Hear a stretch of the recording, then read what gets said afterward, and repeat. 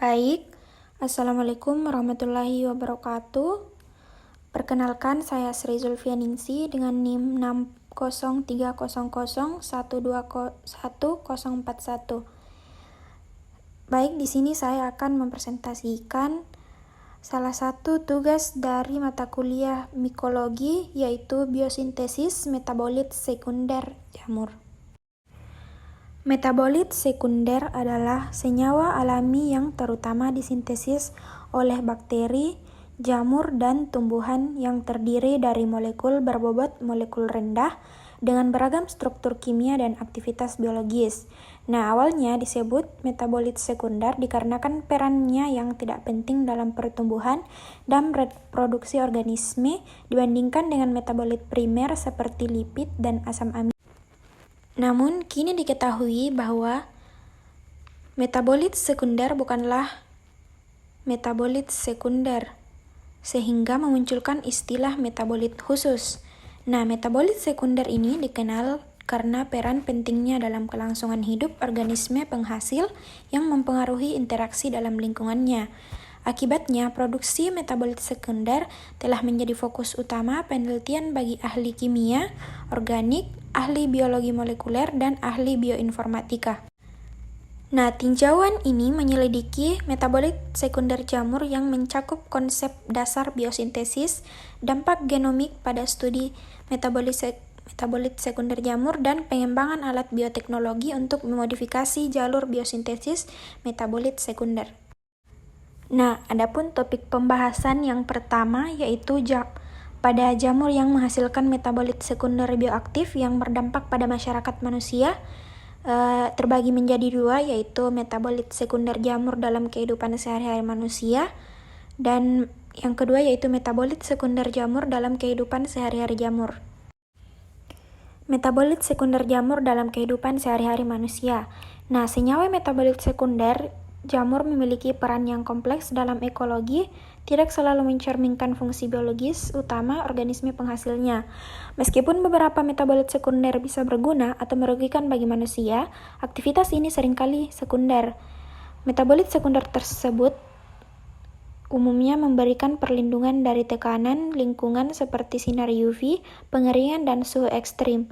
Contohnya yaitu melanin DHN dan cladofulvin yang melindungi jamur dan manusia dari tekanan lingkungan. Metabolit sekunder juga bisa meningkatkan virulensi patogen melalui racun spesifik inang yang menentukan kisaran inangnya. Namun selain itu, racun non-spesifik seperti Perilenequinons bisa membuat jamur menjadi patogen pada tanaman.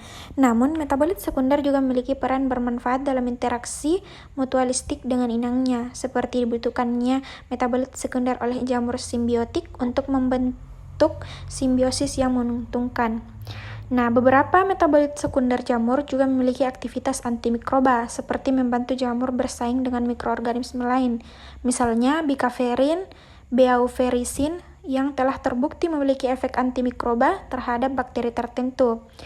Jadi, apabila peran mikroba metabolit sekunder dalam ekologi jamur mencakup perlindungan terhadap tekanan lingkungan, kontribusi pada virulensi patogen, interaksi mutualistik dengan inangnya, dan potensi sebagai agen antimikroba dalam aplikasi lain.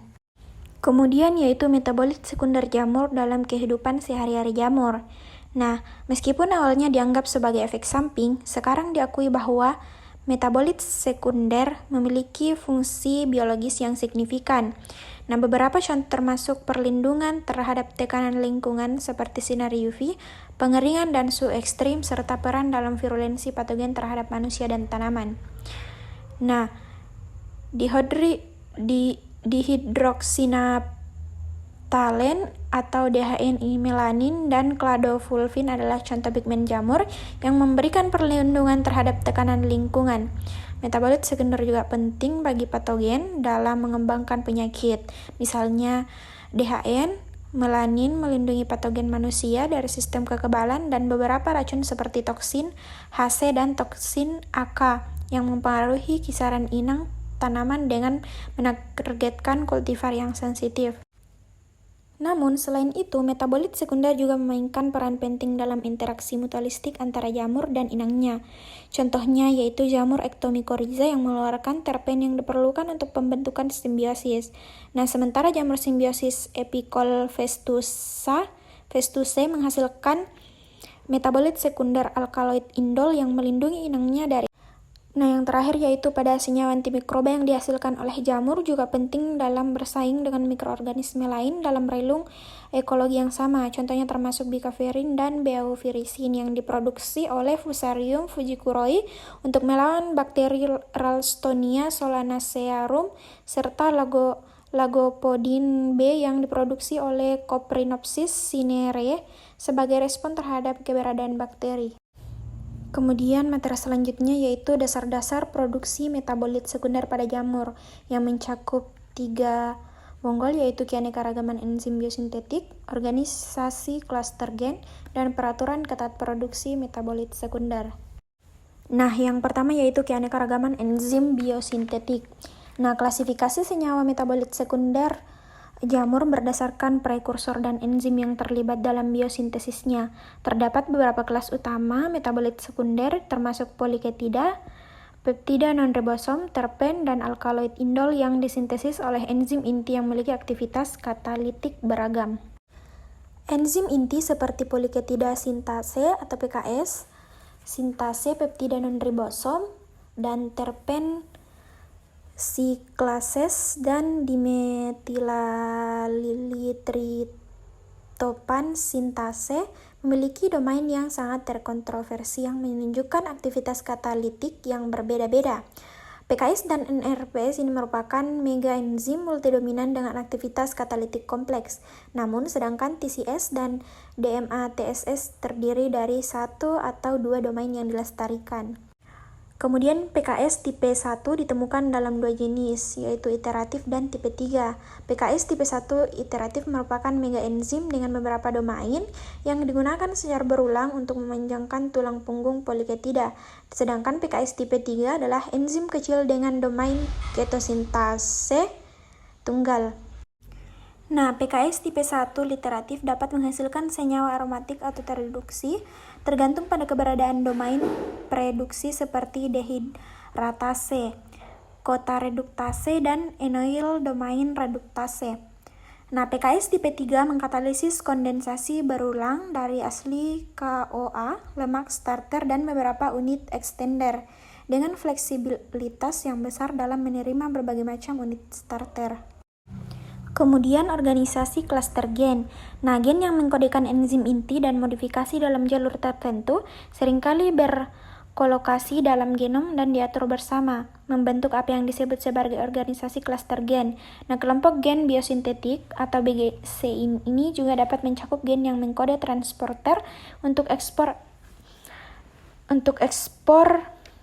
metabolit sekunder.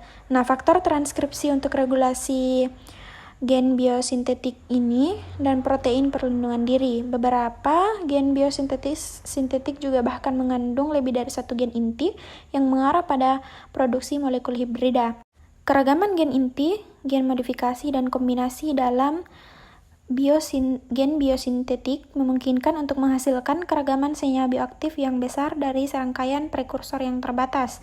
Namun, bagaimana gen biosintetik terbentuk dalam genom jamur masih menjadi perdebatan. Hipotesis yang telah diajukan termasuk organisasi gen biosintetik untuk mengatur gen dan interaksi antara enzim, hilangnya sebagian gen dari jalur tertentu yang dapat menghasilkan zat antara yang beracun, dan akumulasi transfer gen horizontal. Namun, belum ada hipotesis yang diuji secara eksperimental, sehingga perlu dilakukan penyelidikan lebih lanjut untuk memahami proses pembentukan gen biosintetik dalam genom jamur. Selanjutnya yaitu peraturan ketat produksi metabolit sekunder.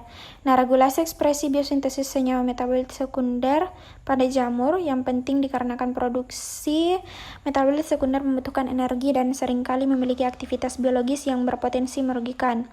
Nah, regulasi ini terdiri dari 3 tingkat, yaitu regulasi tingkat pertama, kedua, dan ketiga. Yang pertama yaitu regulasi tingkat pertama yang melibatkan faktor transkripsi jalur spesifik seperti AFLR yang mengatur produksi aflatoksin, Faktor transkripsi ini berikatan dengan promotor gen dalam gen biosintetik untuk mengaktifkan transkripsi gen yang terlibat dalam biosintesis metabolit sekunder tertentu. Selanjutnya itu regulasi tingkat kedua yang melibatkan regulator global yang mengontrol ekspresi sejumlah gen biosintetik sebagai respon terhadap sinyal, pembangun, dan lingkungan hidup. Contohnya yaitu CREA, AREA, dan PACC yang mengontrol ekspresi gen biosintetik berdasarkan sumber karbon, sumber nitrogen, dan pH. Sementara kompleks protein velvet dan LAEA mengatur ekspresi gen biosintetik sebagai respon terhadap cahaya dan faktor transkripsi HAP yang mengontrol respon terhadap status redoks dan kelaparan zat besi. Kemudian regulasi global tingkat ketiga terkait dengan modifikasi epigenetik, yang dimana konformasi kromatin menentukan aksesibilitas DNA terhadap protein pengatur. Modifikasi histon pasca translasi seperti asetilasi dan metilasi mempengaruhi ekspresi gen biosintetik. Histon asetiltransferases dan deacetilases serta histon metiltransferases dan demetilases memainkan peran penting dalam modulasi ekspresi gen biosintetik dengan mengubah status asetilasi atau metilasi histon.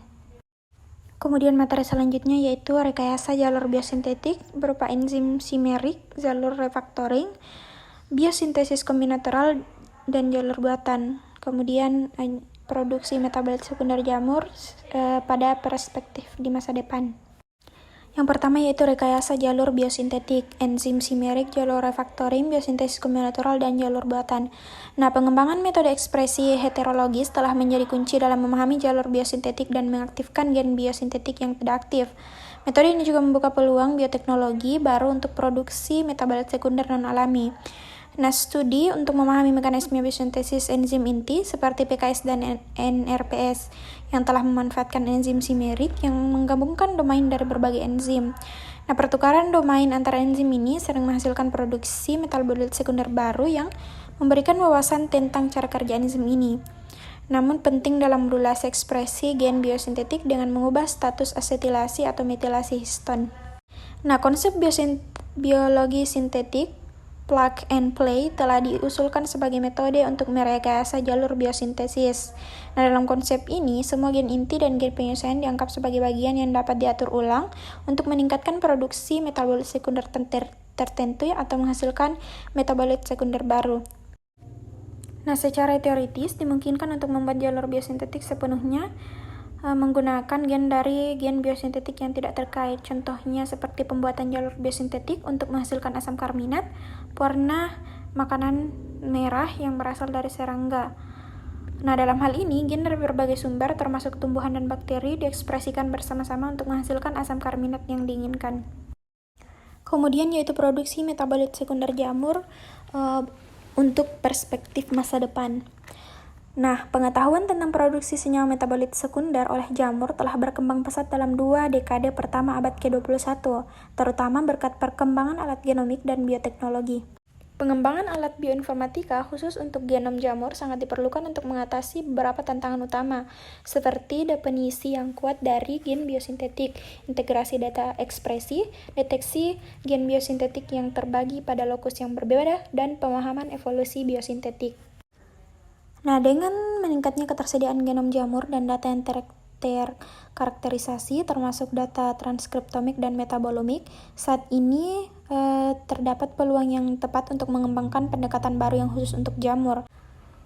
Meskipun pemahaman yang lebih baik tentang regulasi gen biosintetik dapat memberikan alat baru untuk mengaktifkan gen biosintetik di masa depan, strategi bioteknologi yang mengandalkan ekspresi heterologis tampaknya menjadi yang paling menjanjikan untuk produksi metabolit sekunder jamur yang baru efisien. Strategi tersebut akan memungkinkan produksi senyawa bioaktif dalam jumlah skala industri. Nah, pengembangan pendekatan semi-sintetik untuk menghasilkan struktur kimia yang sulit diperoleh dengan kimia sintetik dan pembuatan gen biosintetik buatan.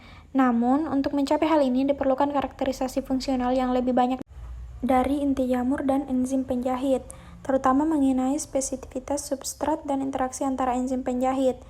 Kombinasi karakteristik fungsional, bioinformatika, dan alat bioteknologi menjanjikan untuk menghasilkan produksi beragam metabolit sekunder bioaktif dari jamur secara efisien tanpa memerlukan banyak tenaga kerja.